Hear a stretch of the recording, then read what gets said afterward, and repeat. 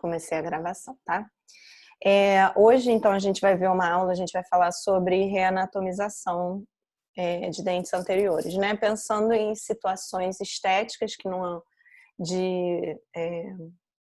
pensando assim mais no formato de um dente que está desagradando o paciente e não tanto quanto eu tenho uma cavidade formada por cárie ou tive algum trauma, alguma fratura no dente, mas alguma condição que o paciente já tem, pode ter usado o aparelho, mas não conseguiu resolver. E aí a gente vai tentar fazer essas reanatomizações. Eu vou dar uma visão de restauração direta, né? A gente não vai falar das opções de restaurações indiretas, porque vocês ainda não viram, vocês vão ver isso mais em prótese. Tá? Mas é interessante que vocês saibam que não é a única solução, mas como vocês estão aprendendo a trabalhar com resina composta, a gente já vai ter essa visão de reanatomização estética com esse material. Aqui. Todo mundo vendo, né? Gente, qualquer dúvida, me para e pode perguntar, tá? Porque eu olho de vez em quando o bate-papo, mas às vezes eu não consigo ver se eu estiver no meio da aula. Então pode interromper mesmo, parar no meio da aula, falar alguma coisa e tirar a dúvida. Então esse é o tema da nossa aulinha, né? Vou mostrar uns casos clínicos do professor Masioli, mas é mais um bate-papo também, tá? Vamos lá. Quando a gente fala de estética, eu acho muito complicado porque depende também de um fator cultural, né? Não é só o que a gente acha.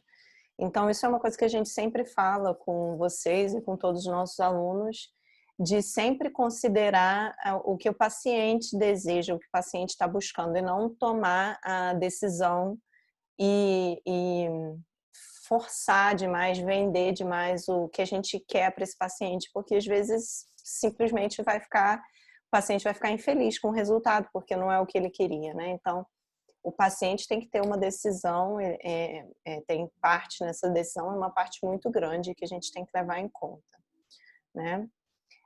Então, a gente fala muito de sorriso harmônico também, quando a gente fala de estética, né? E isso porque, às vezes, quando a gente compara, por exemplo, os dentes que estão mais proeminentes ali no sorriso, né? Os incisivos centrais, por exemplo, quando um não está em harmonia com o outro, isso dá um efeito muito ruim, porque dá um destaque, né? E isso não contribui para a estética. Então, quando a gente fala de estética, a gente também está buscando uma harmonia do sorriso.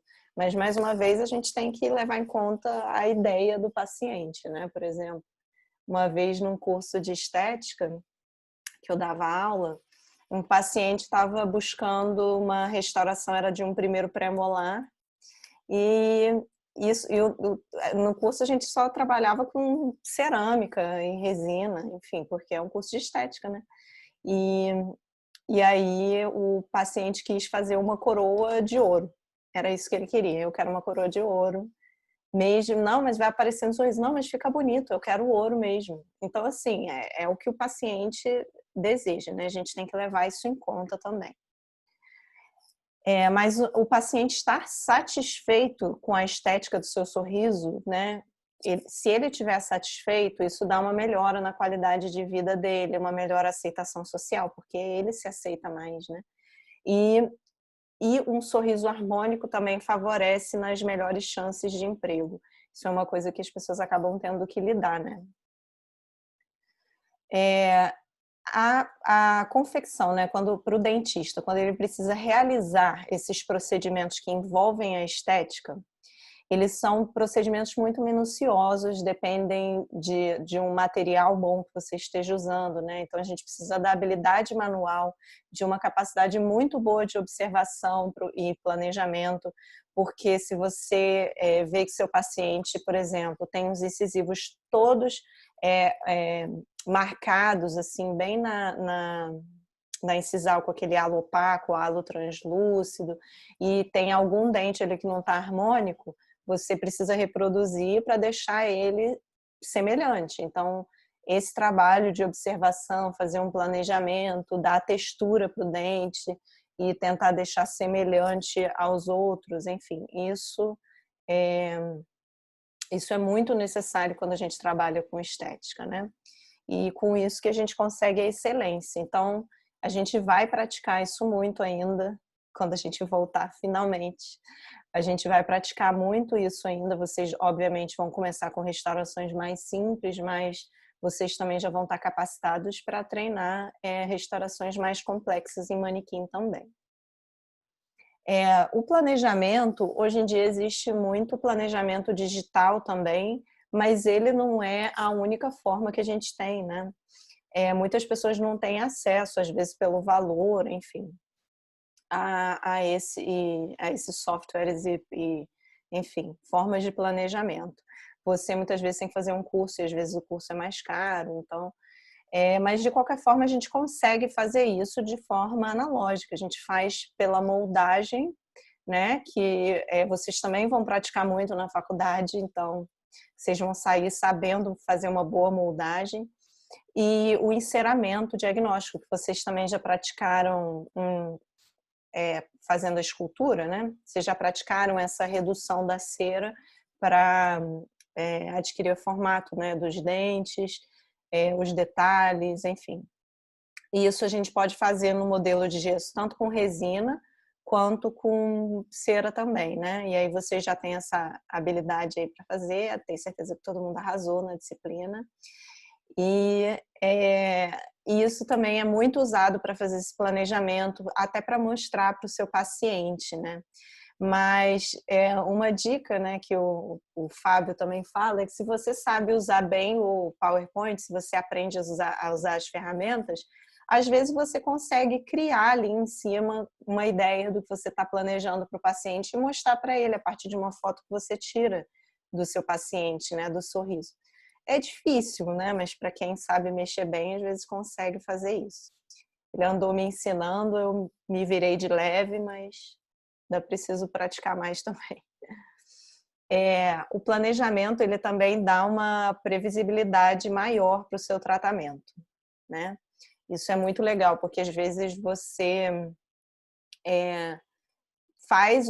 pensa, nossa, eu vou fazer esse caso, vai dar certinho. Aí quando você faz o enceramento, você percebe que você fez uma proporção que não está muito harmônica.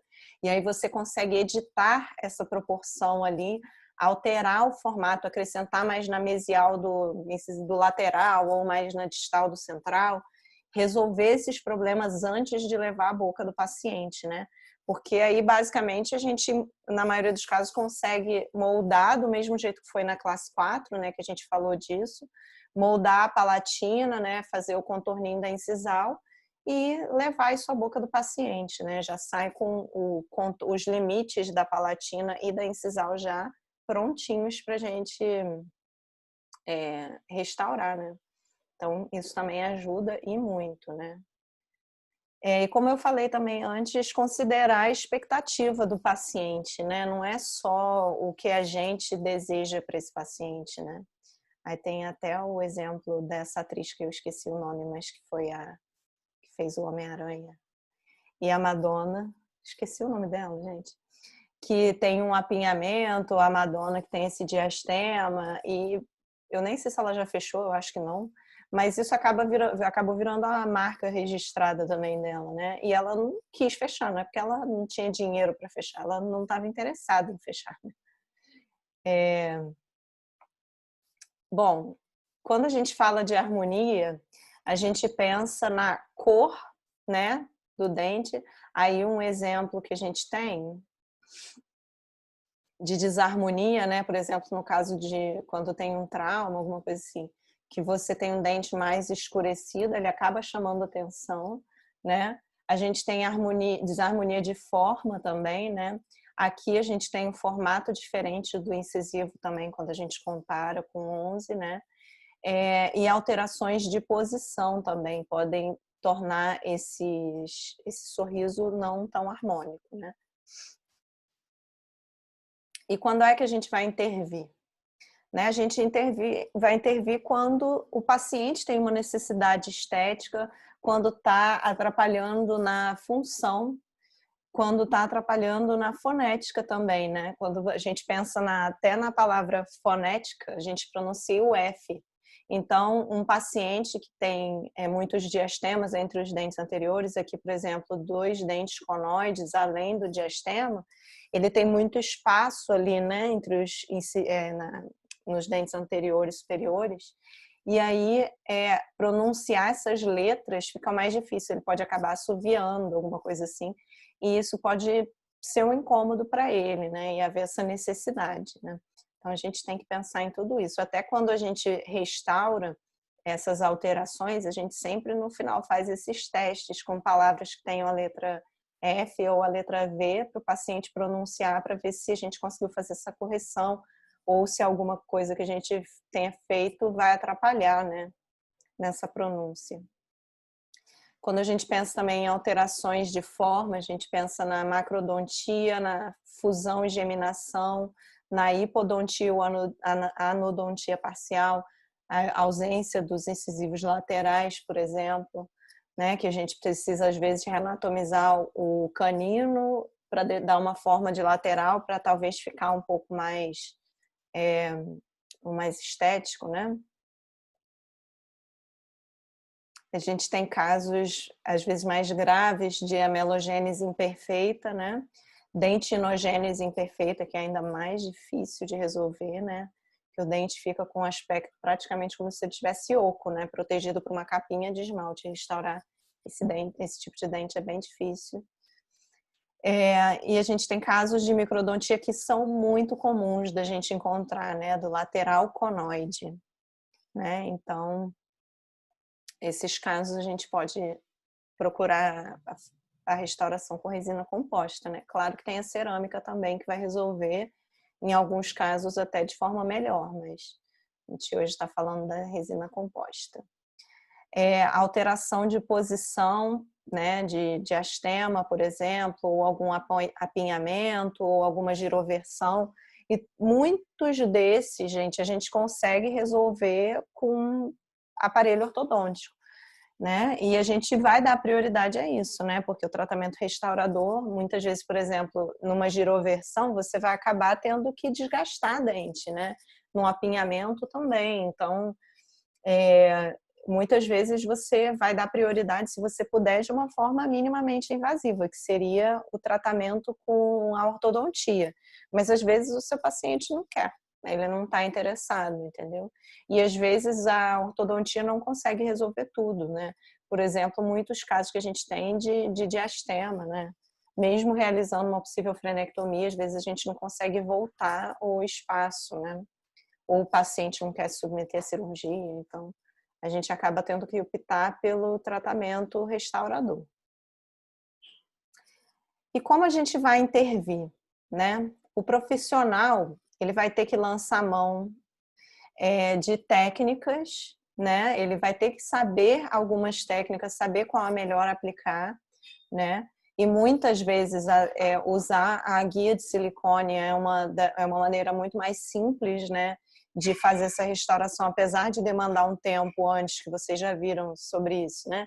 Apesar de demandar esse tempo, às vezes, quando você chega na hora de restaurar, você está muito mais resolvido ali em questão de formato, tamanho, né, altura do dente, do que se você tentar fazer a mão livre, né? E a gente lança a mão também muito da confecção do mock-up, que vocês já viram também, aquela restauração teste, que a gente faz a restauração sem a aplicação do ácido adesivo e tudo mais, para ver, né, a quantidade de resina, ver se o paciente vai ficar satisfeito, porque às vezes ele está com dúvida, e né, isso ajuda muito, né, para você mostrar como que vai ficar para o paciente sem ser uma forma definitiva. Conhecimento dos materiais, né? Porque se você não conhece bem o material que você está trabalhando, no final você acaba cometendo muitos erros, né? Não digo nem em só conhecer a resina, o material resina composta de uma forma geral.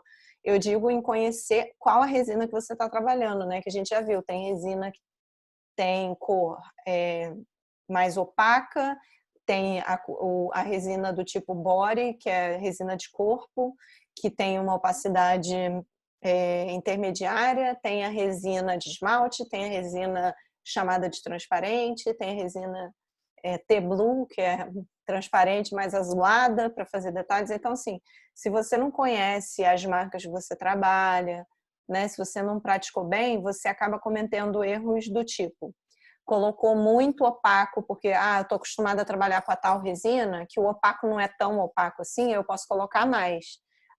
E essa não, essa é bem opaca, então eu preciso botar menos. Então, essas coisas também acaba que vocês vão se treinando ao longo da vida, mas você só vai se treinar se você observar, né? Observar, eu fiz aquela restauração até em um molar mesmo. Aí ficou meio translúcida. Mas assim, eu que estou percebendo porque eu estou olhando ali num zoom, né, na boca do paciente.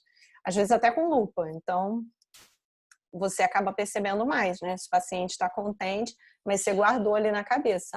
Aquela resina, eu preciso usar um pouquinho mais de opaco, porque ela não é tão opaca assim. E até no seu mock-up você consegue perceber isso. No final, quando você termina o mock-up, você pensa: eu acho que eu botei opaco demais. Então, essa resina aqui não precisa tanto de opaco, né? Então, nisso, o mock-up ajuda muito. E a gente tem que ver as possibilidades e limitações também para o uso, né? Existem casos que você não vai conseguir fazer com resina composta, ela não vai ter resistência suficiente, né? Então, a gente tem que prestar atenção nisso. Para o paciente, a gente tem que considerar as dúvidas que ele tem em relação ao caso, né? E ele, às vezes, ele tem muitas dúvidas, a gente pacientemente vai conversar com ele. A dieta, porque com uma dieta com muitos corantes, é óbvio que as restaurações em resina, elas sofrem mais com manchamento, né? Do que uma cerâmica, por exemplo. Então, não quer dizer que você, não vou usar. Então, se é uma escolha do paciente, você conversou sobre as opções e ele optou a resina, ele tem que saber que talvez por conta da dieta dele, a resina vai manchar com mais frequência. Então, que ele deveria fazer um acompanhamento, por exemplo, 6 em 6 meses para você fazer um repolimento e aí aumentar o tempo, né, a duração dessa resina composta e remover as manchas extrínsecas que tiver ali nela. A gente tem que saber dos hábitos do paciente também, se ele tem mania de ranger o dente, ou se tem bruxismo, tudo isso tem que ser considerado, né? Também é sempre uma limitação, bruxismo, é uma limitação para tudo, mas não é dizendo que você não vai poder fazer nada nesse paciente. É dizer que você tem que fazer o tratamento disso, tem que confeccionar também uma placa de mordida, por exemplo. Tem que tratar isso também, não é ignorar que ele range os dentes e fazer restauração, porque isso aumenta muito a chance de fratura. Higiene, né, oral do paciente, ele também tem que estar muito ciente que ele vai precisar cuidar ainda mais, né, para não ter infiltrações. E o preço, né? O preço também ele tem que ser levado em conta, né? Em geral, se existe a opção de restaurar com resina e cerâmica, seu paciente tem que ser informado sobre os prós e contras de cada um, né? E o preço vai estar em um deles, né? Porque a resina composta muitas vezes tem um custo menor. E aí a gente faz o planejamento do nosso caso clínico. É importantíssimo a gente fazer o diagnóstico do caso, né? Saber se a pessoa realmente, ele não tem um incisivo lateral. Você olha ali em boca e não vê o incisivo, mas às vezes ele está impactado, né? E aí a gente precisaria fazer outro tipo de tratamento. Então, a gente tem que fazer esse exame bem feito, tanto o exame visual quanto os exames complementares, né? Principalmente se destacando o raio-x, para a gente conseguir fazer essa restauração com calma, enfim, planejar, ver se existe a possibilidade do tratamento ortodôntico, por exemplo. Enfim, às vezes esses pacientes que, por exemplo, não tem ausência de incisivo lateral, às vezes eles preferem fazer ortodontia para abrir o espaço e colocar um implante, né? Então a gente precisa dar as opções para o nosso paciente. Uma coisa que a gente tem que considerar também é em relação à situação geral, né? Ao risco de cárie desse paciente, né? Não adianta a gente querer reanatomizar um dente para deixar bonito, né? Questão do clareamento também, né? Vai fazer um clareamento num paciente que tem várias lesões de cárie? Você não vai. Você vai planejar. Se esse paciente ele tiver várias lesões de cárie, esse vai ser o seu foco inicial. A questão do formato, a questão da estética vai ficar para segundo plano. Então, primeiro fazer o controle da doença cárie, que pode ser por meio da adequação do meio bucal e orientação de medidas preventivas, né? Muitas vezes é necessário. A gente tem que também fazer uma avaliação periodontal e uma avaliação endodôntica, né? Porque às vezes o paciente, por exemplo, sofre porque ele tem uma erupção passiva alterada. Ou seja, a gengiva, ela simplesmente ela não acompanhou, né, durante a erupção dos dentes e ela não tomou uma posição mais para a cervical do dente, né? Chegando ali próximo da junção cemento-esmalte. Isso não aconteceu. Às vezes o osso também ainda está ali muito próximo da junção cemento-esmalte e a gente precisa fazer gengivectomia, osteotomia, alguma cirurgia periodontal para conseguir fazer com que a coroa clínica do dente, dos dentes do nosso paciente apareçam ali, ao invés de querer simplesmente aumentar a incisão e acabar interferindo muito na oclusão desse paciente. Tá? Então, esse planejamento tem que ser feito, seu paciente tem que ser orientado, né? Alguns outros casos também a gente pode lançar mão de recobrimentos radiculares, alguma coisa assim, né? E a avaliação endodôntica também tem que ser observada, né? Sempre. Em alguns casos a gente vai precisar, se o paciente tiver um dente mais escurecido, com comprometimento pulpar, a gente vai precisar tratar o canal. E aí talvez a resina composta não vai ser o material de escolha nesse momento, né? A gente faz a obtenção quando faz da forma analógica, né? A gente obtém um modelo de estudo e faz o enceramento diagnóstico. É importante também a montagem em articulador, quando você vai trabalhar com, por exemplo, em sisal dos dentes, vai interferir na guia anterior, é importante isso também. A gente vai observar também, às vezes, fazendo esse enceramento, se tem necessidade ou não de desgaste dental, se o seu paciente concorda ou não, porque às vezes ele vai falar, não quero desgastar meu dente, não vou usar aparelho, faz o que você conseguir. Você vai planejar e vai falar, olha, isso é o que é possível. E ele vai visualizar isso e vai, enfim, ajudar também na decisão, né? E a gente também vai saber o prognóstico a partir disso, desse planejamento, né? Esse planejamento vai trazer uma aproximação com a realidade, né? Como eu já tinha falado, com que a gente consegue, uma coisa é você falar para o paciente o que você está imaginando, outra coisa é ele ver isso acontecendo, né? Então, acaba ajudando bastante.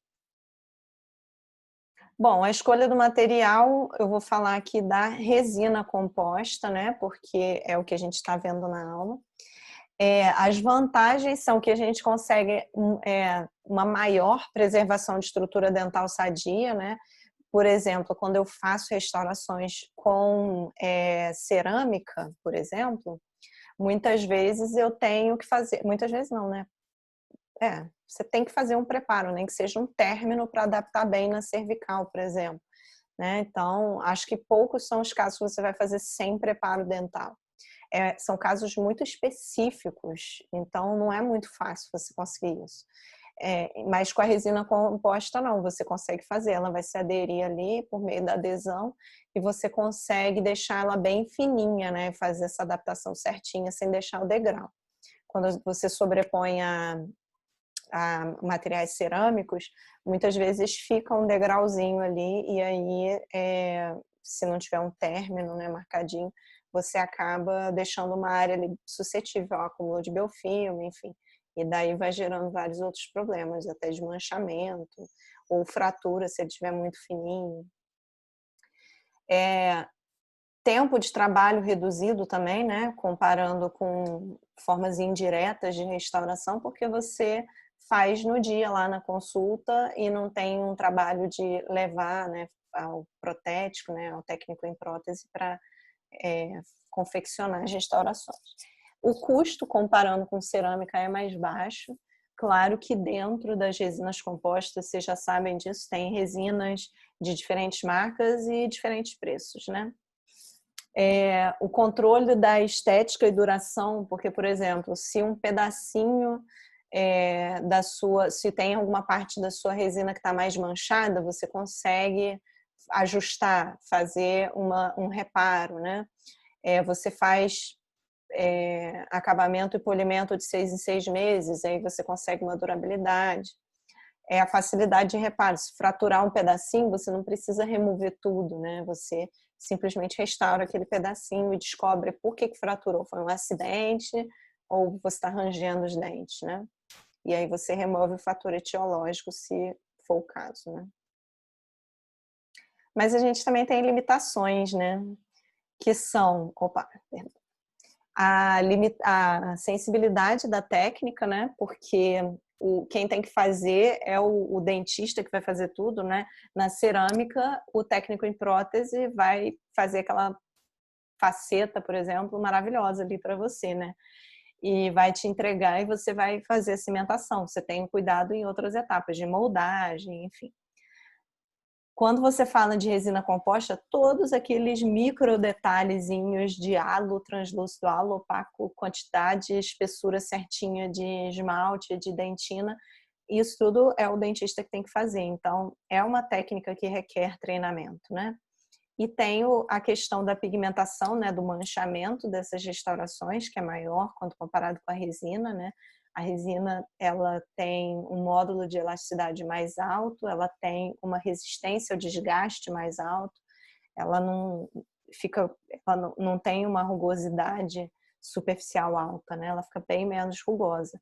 A resina a gente vai polir bem, mas com o tempo ela pode sofrer algum desgaste e aí acaba que ela fica um pouco mais porosa, facilitando o acúmulo. Então isso tem que também ser planejado para ter esse repolimento para ela durar mais. Bom, e aí só mostrando também casos, por exemplo, dessa modelo que tem diastema e não fechou o diastema, né? E pelo que eu me lembre, na época que foi até o Fábio que botou essa foto, ela nem queria restaurar, porque isso virou uma marca para ela, né? Então são todos os casos que a gente vai restaurar, né? Na Madonna, que a gente viu também, né? Aí no Winehouse, isso mostrando pessoas famosas que conviveram com suas particularidades, né? Hamilton, enfim, são muitas pessoas que têm diastemas e que não vão restaurar, né? Então, mais uma vez, a questão da estética, ela vai ter que vir como uma demanda do paciente, não uma demanda sua porque você quer que ele faça, né? Depois eu vou até lembrar de contar uma história que aconteceu também. Nesse paciente, por exemplo, esse diastema era bem grande, né? Que podia ser feito uma frenectomia, mas o paciente não quer fazer. E aí, o resultado que a gente obtém é esse. Olhando assim, me parece estar bem melhor, né? Um aspecto mais harmônico. Apesar disso, o dente dele ficou muito mais largo. Então, isso tem que ser conversado com o paciente, sim, tá? Porque às vezes ele pode não ficar contente com um dente tão grande, aí você tem que falar, não, mas eu não vou conseguir fazer isso sem fazer um desgaste dentário ou uma cirurgia ou, enfim, uma ortodontia. É o máximo que a gente vai conseguir. A gente tem que mostrar para o paciente para saber se ele vai estar feliz com o resultado, né? Aí eu vou mostrar esse caso clínico também, gente, tá? Falando mais desses dentinhos conoides. Vocês, no material de vocês, eu acho que vocês têm um lateral conoide também, para a gente restaurar. Geralmente a gente faz uma aula no final para vocês restaurarem, testarem a restauração. Então vamos começar com esse incisivo lateral conoide, né? E feita a radiografia para o diagnóstico. Checagem dos contatos, né? Lembra que a gente tem que fazer isso sempre antes para saber como que a nossa restauração vai interferir, né? Como que vai mudar. E aí, feito o enceramento, né? No caso, teve até um fechamento de diastemas nesse paciente. E aí, a partir do enceramento, foi feita a guia de silicone, né? Que pode ser com silicone por adição ou por condensação. né? E vai depender do que você tiver disponível, enfim, do quanto de tempo você vai querer ficar com aquele material, porque se for um silicone por condensação, você tem que usar ele na hora que você fizer, né? Se for por adição, você pode fazer e deixar ele guardadinho para usar em uma outra consulta. Que ele não sofre deformação em até 7, 14 dias. E aqui mostrando, né, uma visão mais de frente, né, dos 2 incisivos conoides, ó. E aqui, vendo que não tem nenhuma bolha, a gente sempre tem que checar isso, se não tem nenhuma bolinha que vai atrapalhar, se o formato está tudo certinho, se copiou o que queria que copiasse. E aí leva para adaptar na boca do paciente, né? Quando a gente trabalha muito com a cervical do paciente, né? Se a gente tem que fazer uma restauração aqui que vai pegar esse contorno na cervical, às vezes a gente lança mão do isolamento relativo ao invés do isolamento absoluto, tá? Então isso vai depender de cada caso do que eu preciso. E aqui, como vocês podem ver, também tem uma classe 5zinha aqui que vai ser feita, tá? E aí, a profilaxia sendo feita, né, no dia da consulta, sempre tem que ser feita antes. A seleção de cor, que eu até botei de outra foto de outro caso, né, só para mostrar que a seleção de cor também é uma etapa importantíssima a gente fazer antes de fazer qualquer tipo de isolamento, né? E aí, no caso, foi optado pelo isolamento absoluto, colocando um fio dental e fazendo uma marria bem assim no sulco para promover esse afastamento e deixar bem para cervical esse isolamento, tá? Então foi possível nesse caso. Aqui a gente protegeu com fita Teflon os dentes adjacentes e aí fez o condicionamento ácido, né? Como a gente está trabalhando com só esmalte, né? Não tem área de dentina aí. A gente vai aplicar de 20 a 30 segundos, lavar bem abundantemente e aplicar só o adesivo, não precisa nem de primer, né? Porque a gente está trabalhando com o esmalte só, né? Então, se o seu sistema adesivo tiver o adesivo separado, é assim que você vai trabalhar. Agora, se você estiver usando um convencional de 2 passos, por exemplo, aí você vai aplicar o primer, vai junto, mas porque está junto do adesivo, né? Mas não há necessidade dessa etapa separada. Né? E a fotoativação do sistema adesivo aí sendo feita por pelo menos 20 segundos, né? E aí experimentando, né? Às vezes, quando a gente experimenta a guia de silicone, nesse momento, porque a gente fez o isolamento absoluto, às vezes ela não adapta tão perfeitamente, porque a gente precisa cortar um pedacinho maior, se ela estiver grande, né? A guia tem que ter uma base suficiente para apoiar nos dentes adjacentes e ficar firme. Mas às vezes a gente deixa um pouquinho mais comprido no palato para ter mais estabilização e atrapalha na hora que você isolou. Então, às vezes precisa cortar um pouquinho mais a sua guia de silicone, né? Depois do isolamento. E aí a gente coloca a resina composta. Vocês já viram essa técnica na classe 4, né? Só que aqui, como a gente vai fazer, né, praticamente uma coroa inteira em volta desse dente, né? Que é um conoide, você vai colocar a resina composta de esmalte ou translúcido na base inteira do dente que você copiou aqui, né? Colocar nessa porção inteira. E aí apoiar a guia ali no dente do paciente, né? Pela palatina. E se tiver algum ajuste que você precisa fazer, fazer nesse momento, né? Observando se ao longo aqui, né, da margem aqui do dente, se está encostando realmente na resina composta, senão às vezes você precisa crescer um pouquinho a espessura desse material que você colocou na guia, né? Nesse caso aqui tá testando, tá vendo? Tá com fio retrator e isolamento relativo. E aqui você coloca você, depois de fotoativado, tira a base de silicone e aqui vai estar todo esse contorno, tá vendo? Da face palatina inteira já feito, já resolvido. Isso ajuda muito, né, para a gente saber a altura, né, e o limite do contorno ali. E aí, os próximos passos a serem seguidos vão ser a confecção dos mamelos dentinários, né? E aí, depois dos mamelos, também é feito o halo opaco, lembra? Que vocês já sabem também, que é aquele contorninho com uma resina opaca.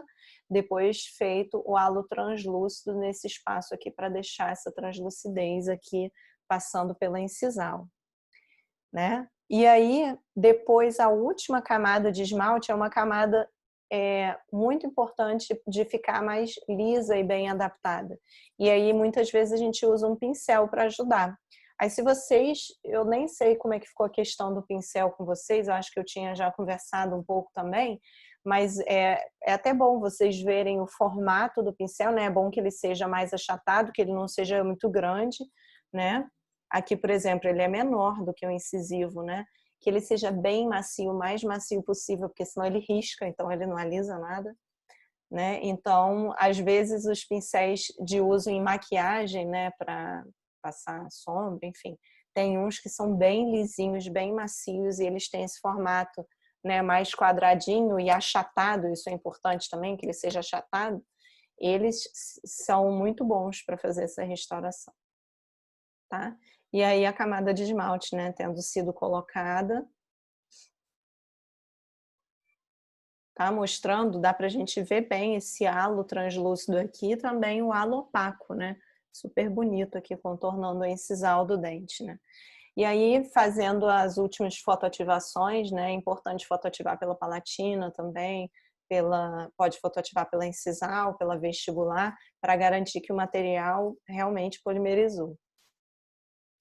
E aí, os excessos sendo removidos, no caso, com uma lâmina de bisturi, né? Mas a gente tem disponível um removedor de excessos interproximais, então a gente usa ele, tá? É importante remover esses excessos da cervical, não pode ter excesso aí, senão tem muito acúmulo. As lixas também sendo usadas, né? O lado com maior granulação, o lado com menor granulação. E aí vocês podem ver também que a gente não tá usando, abraçando o dente todo e esfregando a lixa. Ele é usado como se fosse em formato de S, né? Uma ponta para um lado, outra ponta para o outro. E aí a gente lixa. Depois você pode alterar, né? Uma ponta para o outro lado e vem para cá. E aí fazer esse ajuste, né? Então, a gente faz dessa forma e depois a gente troca o lado e faz da outra forma também. Aí as pontas diamantadas finas e ultra finas são usadas para dar uma textura, para fazer os sulcos longitudinais, né? Fazer, enfim, esse acabamento tanto da vestibular quanto da lingual. Os discos de lixa podem ser usados para arrumar os ângulos e a altura aqui da incisal, né? Para deixar mais regular. E eles são muito bons para isso, porque eles são fininhos e eles entram aqui para fazer as ameias, tá vendo? Eles entram ali, são bem fininhos, você vai desgastando de levinho até conseguir a quantidade que você quer para fazer essa ameia um pouquinho mais aberta, no caso da distal do lateral, né, com a mesial do canino, um pouquinho mais fechada entre lateral e central, né? E aí mostrando o aspecto, né, da restauração, tá? Tivendo os halos bem feitinhos, né, o contorno, enfim. Essas imagens são do livro do professor Masioli, tá? Aqui mostrando também outro caso, né, sendo feito dessa vez com um isolamento relativo, né? Tinha mostrado para vocês. Fazendo a base palatina da mesma forma, né? Foi também com a guia, né? Mas eu queria mostrar aqui, eu gosto muito dessas fotos desse caso, mostrando as 3 angulações, tá vendo? Né? Porque quando a gente faz essa restauração, se a gente ficar olhando só em uma vista só aqui, por exemplo, nessa vista, a gente perde a noção de inclinação dessa vestibular. E isso a gente não pode perder.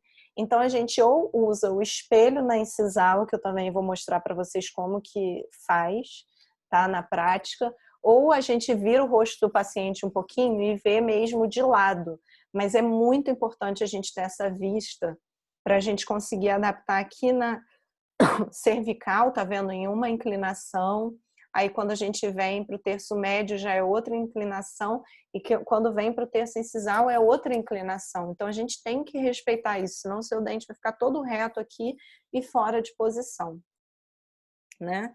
Aqui mostrando, tá vendo? Ó, cervical, terço médio, tá sendo alisado, e o terço incisal.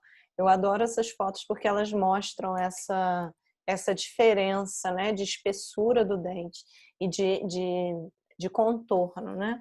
Então, isso a gente tem que levar muito em consideração. Existe um erro muito, gatinho, existe um erro muito grande em deixar, às vezes vocês até acertam a cervical, mas aí vai do terço médio reto para o incisal e aí o dente fica uma espessura muito grande, né? Isso já na dentina. Aí depois quando você coloca em esmalte, falta espaço, né? E aí fica super grosso, obviamente você vai ter que ajustar no acabamento, e aí quando você ajusta, você está tirando quem? Esmalte, então o dente acaba ficando muito opaco. Então tem que ter muita atenção quando a gente faz essas restaurações nas espessuras diferentes dos diferentes terços do dente do paciente, né? Uma coisa importante também é essa adaptação nas proximais. Quanto menos, mais bem adaptado você deixar a resina composta ali, mais fácil vai ser para o seu acabamento. E o acabamento não é uma etapa muito fácil. Porque se você ainda está fazendo com broca, por exemplo, às vezes você vai tirar e você tira demais. Aí não tem jeito, você tem que refazer aquela parte com resina. Isolar tudo de novo para colocar a resina composta, né? Então, é bem trabalhoso isso, tem que ser feito com muita cautela, mas resolver esses probleminhas, essas questões no momento da sua restauração é muito mais fácil do que no acabamento e polimento, com certeza. E também eu não comentei aqui, mas foi feito o isolamento aberto, tá vendo? Rasgado, aliás. O isolamento rasgado, né? A gente usa isso também muito para ter esse contato, ver essa proximal, ver os dentes em harmonia com o tecido gengival, né? Quando a gente precisa fazer uma restauração. Só lembrando que tem que colocar esse fio retrator aqui, né? Tá até mais escurinho aqui. Isso foram mostrando os conoides. O diastema por exemplo, esse diastema aqui pequenininho, né? Aí a gente pensa, é menorzinho, deve ser mais fácil de fazer. Mas na verdade não é.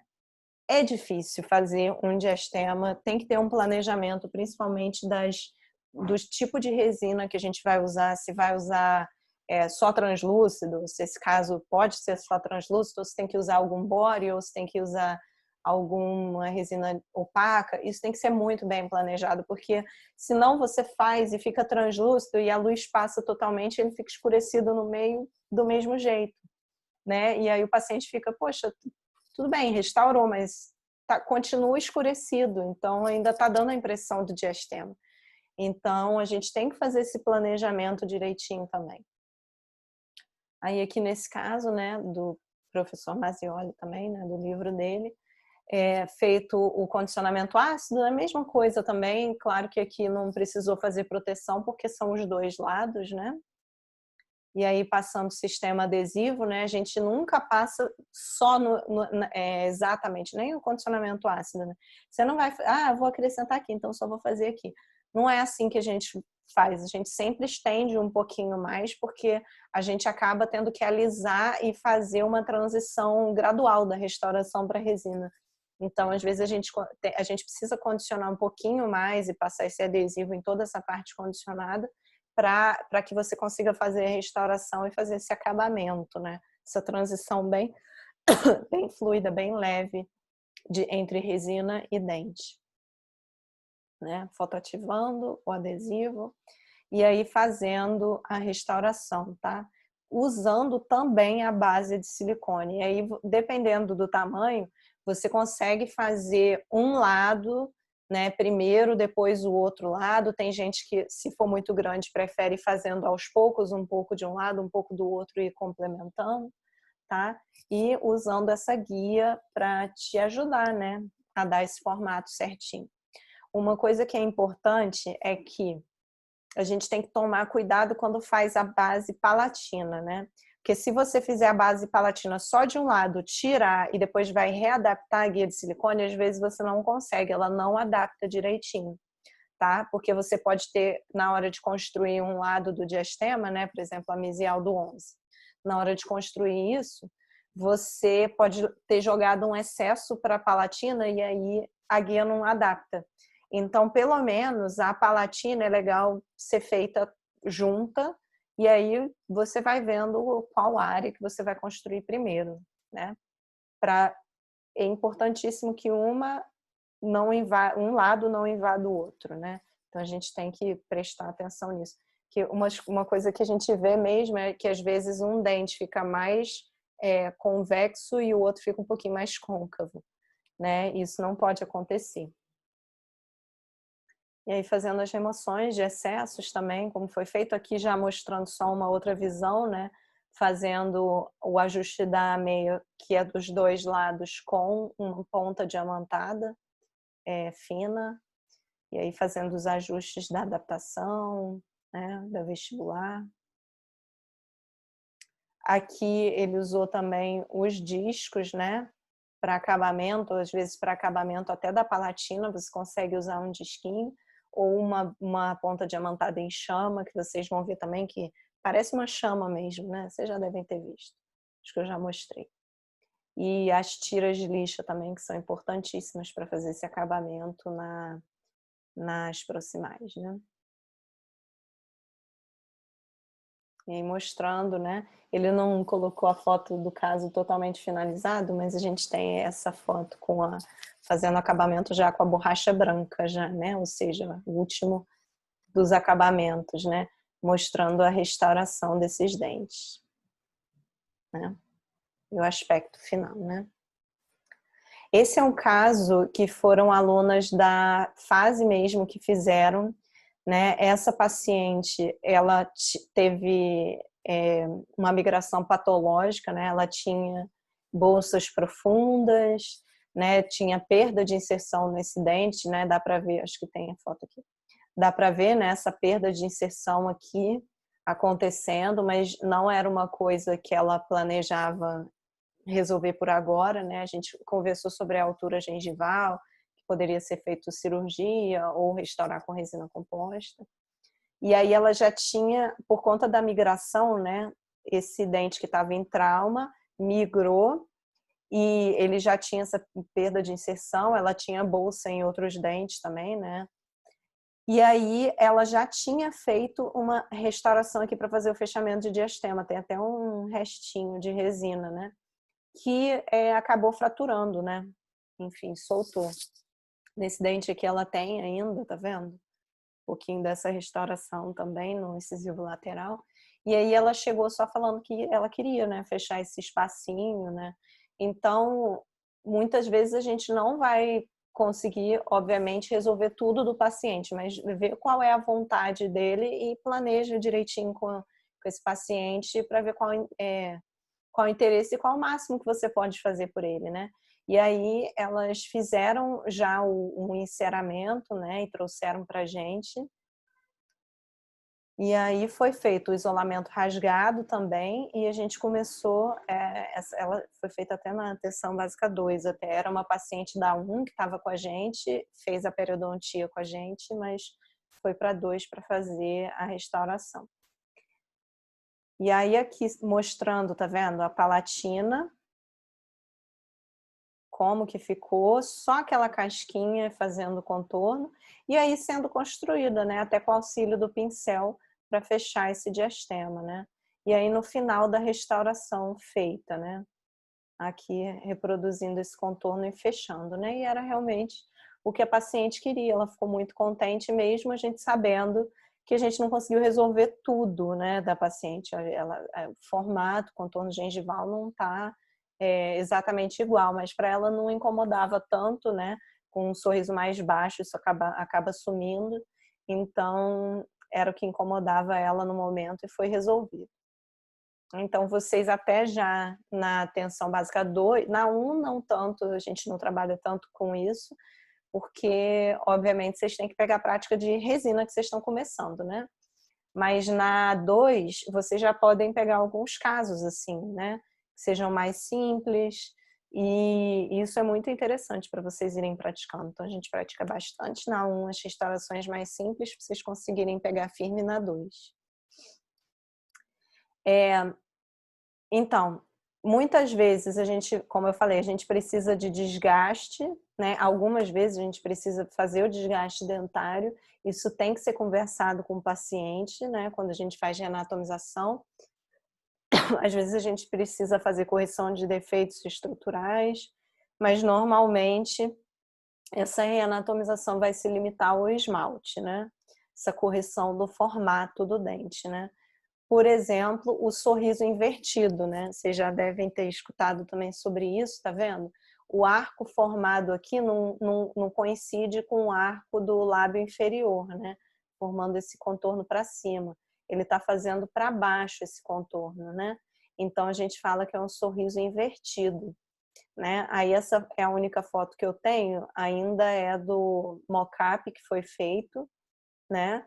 E o paciente já tem um aspecto bem melhor, né? Fechou um pedacinho do diastema e arrumou esse contorno para que ficasse um pouco mais harmônico, né?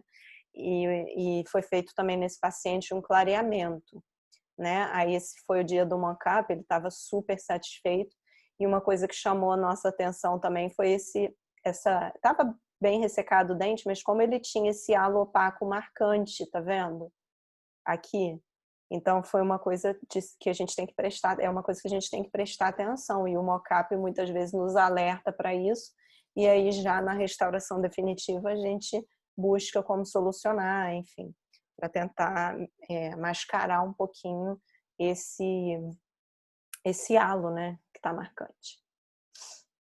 E esse caso também de amelogênese imperfeita, eu acho que vocês já devem ter visto alguma foto desse caso, né?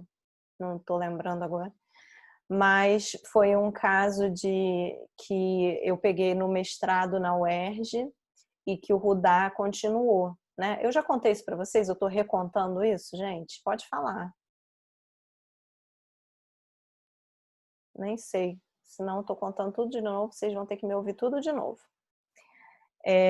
Então esse foi um caso que a gente começou a fazer, e ela tinha todos os dentes, né? Ela tinha amelogênese, claro, né? Não foi, dá para ver pela foto. Só que ela tinha uma questão que o pai dela pediu muito pra gente, que era com a estética, porque ela não sorria. E aí ele perguntou pra gente: será que vocês não podem começar com esses dentes da frente aí, não? Porque realmente isso aqui, quando a gente pedia para ela sorrir, era isso que ela oferecia pra gente. Fora isso, só com a mão na boca, né? Ela não conseguia sorrir. E aí a gente começou a fazer essa reanatomização, teve que ter uns pequenos desgastezinhos, mas muito pequenos nessas áreas que estavam muito escurecidas, mas assim, não era quase nada, né? Ela tinha algumas lesões de cárie que a gente fez adequação no meio. E aí a gente falou, tá bom, vamos focar nesses. E aí acabou que a gente conseguiu esse resultado nos dentes anteriores, fazendo assim, provisoriamente, para ver o que ela achava, e porque ela ainda foi fazer ortodontia e tudo mais. Então a decisão foi restaurar tudo com resina. Ela fazer ortodontia para depois fazer as restaurações em cerâmica, né? Então isso foi o que a gente conseguiu, né, num resultado mais imediato. Eu acabei conseguindo fazer ainda alguns inferiores, e eu acho que eu cheguei até pré-molar, eu não lembro nem mais se era primeiro ou segundo. Eu sei que o Rudá acabou pegando depois de mim, né, que quando eu terminei o mestrado, quando eu terminei, o Rudá entrou, e aí o Rudá pegou o caso dela, fez os molares também, e encaminhou ela para a orto, e o Rudá tem contato até hoje, que ela está lá na ortodontia fazendo tratamento, né? Então é muito legal ver essa continuidade, né? E depois vai fazer cerâmica em tudo, né? Bom, gente, era isso que eu tinha para trazer para vocês hoje. E aí? Cadê vocês? Vocês têm alguma dúvida? Querem falar sobre algum caso? Tudo certinho? Tudo certo, professora. Beleza, gente. Tô vendo aqui no chat. Beleza, gente. Então, assim, acho que o que a gente pode trazer dessa aula também é que tudo que a gente ensina para vocês no iniciozinho, que é essa disciplina, é o que vocês vão levar para a técnica restauradora, assim, para sempre. Sempre vai surgir um material novo, por exemplo, a matriz que a gente usa para a Unimatrix, ela já foi uma coisa super nova. Mas o objetivo é tipo parecido, né? Vai uma matriz para ajudar, mas aí você tem que fazer resina, reproduzir a crista marginal, a parede proximal e fazer a restauração. Aí no anterior, para classe 4, dá para usar a barreira de silicone para fazer o contorno já com resina. Aí você vai lá e para um diastema, pode fazer a mesma coisa. Sorriso invertido, mesma técnica. Para um dente conoide, mesma técnica. Então, foi muito para mostrar isso para vocês, né? Que o básico vocês já aprenderam. Agora, o que a gente tem que fazer é praticar, para aprender a fazer essa estratificação, né? Para aprender o tanto de resina de esmalte, o tanto de dentina, enfim, fazer o halo, meu Deus, né? Porque vocês vão ver que é um negócio assim pequeniníssimo, mas é importantíssimo também. Então, era mais para mostrar isso, tá? Que agora vocês têm conteúdo para fazer tudo, gente. Tudo. É só a gente botar a mão na massa e que a gente vai fazer isso. Assim que for permitido, a gente retorna, assim que, né, o mundo começar a ficar mais normalzinho de novo, a gente vai conseguir retornar e fazer isso, botar em prática isso, né? Tá? Então, tá bom. Se vocês não tiverem dúvida, então eu vou encerrar aqui.